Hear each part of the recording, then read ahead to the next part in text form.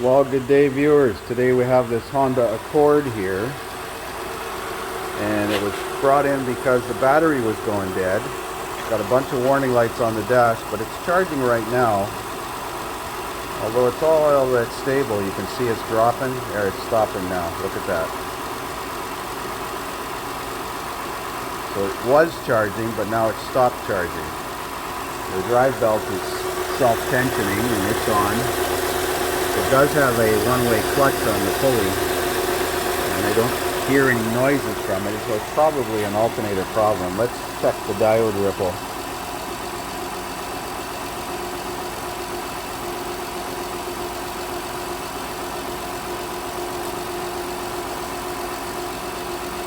Well, looks like the regulator is switching slowly.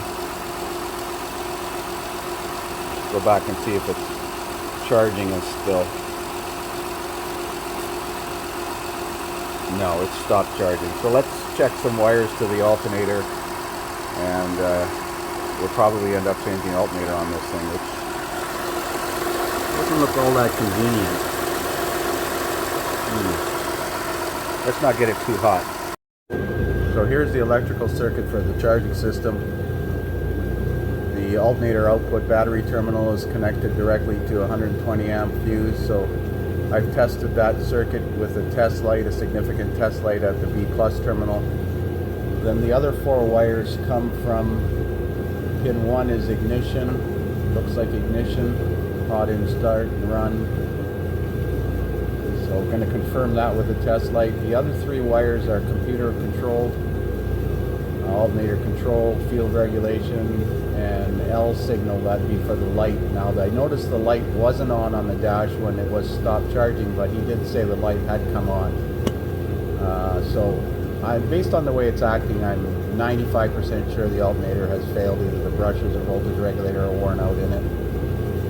But I am going to confirm pin 1 has power with the key on. So pin 1 on this alternator regulator is the tan wire. Looking at it in this corner, so it's this corner wire here. I got the key in the run position, and as you can see, it lights a test light if that's showing up. So the other three wires go to the ECM, and I've got power at this battery terminal. As you can see, I did test it with a headlight as well, so just based on the way it's acting, I'm calling the alternator. It could be the one-way clutch, but to change the one-way clutch, we've got to take the alternator off, and it's 1/3 the price of a new alternator. So given the vintage of this vehicle, a 2012 Accord with 250,000 kilometers on it, it's time for an alternator. It looks original. So I've taken the serpentine belt off. You see there's a little nick in it, and we're going to take this coolant recovery bottle out of the way, maybe the radiator cooling fan assembly here. Hopefully this is going to come out this corner.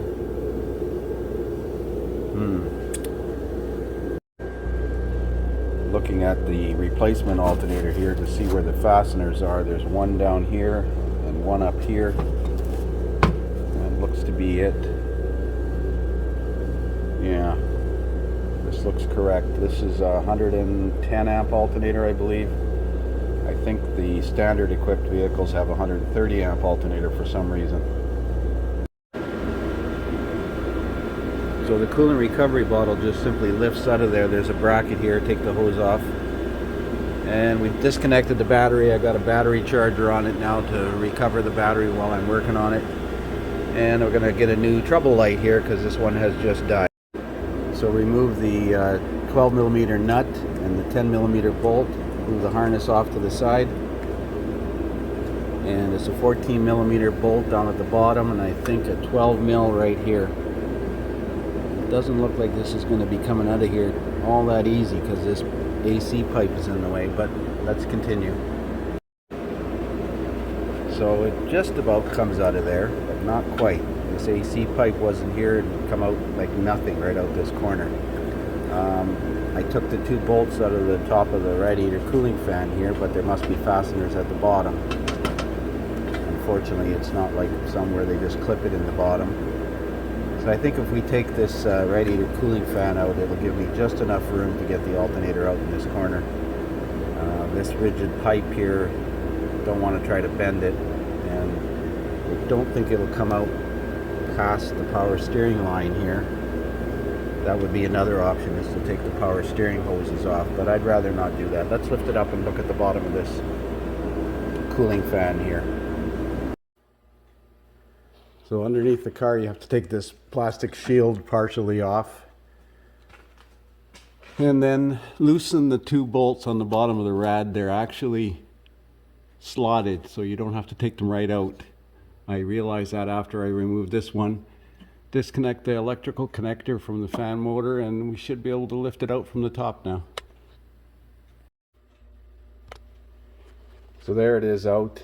You can see the one-way clutch. I've got a screwdriver in the cooling fan and it's not spinning, so lots of room once you get that radiator fan out of the way. You can just tilt this harness like that and lift it right out. Now we might have to reposition that lower bushing in the front ear there, but we're going to see. So here's what I'm using to reposition that sliding sleeve in there, because it's too narrow to go between here and you can't get it in. So I used a 8mm bolt about 2 1/4 inches long and a 19mm or 3/4 inch socket, and I'm just tightening the bolt. There's a nut just to pull the sleeve towards the front. You got to move it about 1/16 of an inch, and then the alternator will slip right in. So there's the alternator reinstalled, ready to put the cooling fan in. Make sure you clean the eyelet on the positive cable here, and put dielectric grease on the connector seals. Make sure that wiring harness going down to the AC compressor is clipped in. Serpentine belt is on. I used a serpentine belt tool, release tool. I looked at that little mark in the belt. It looks like there was a stone stuck in the belt at one time. It's not going to hurt anything. So we're ready to drop the cooling fan in and plug it back in, and reconnect the battery and check the charging rate. Well, there it is, back together and running. Battery post cleaned, cables tightened, 14.59. The alternator light comes on with the key and goes off when it starts. Let's have a look at the alternator waveform now.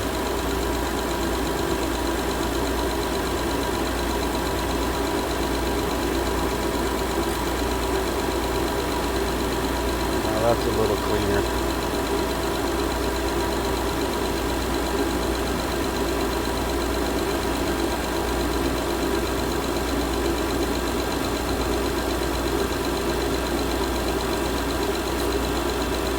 And I trickle charged the battery while I was working on it, so I'm pretty sure it's going to be fine. That's it for now. Another one finished. Oh, I got to put the cosmetic cover back on. Can't forget that. Thanks for watching.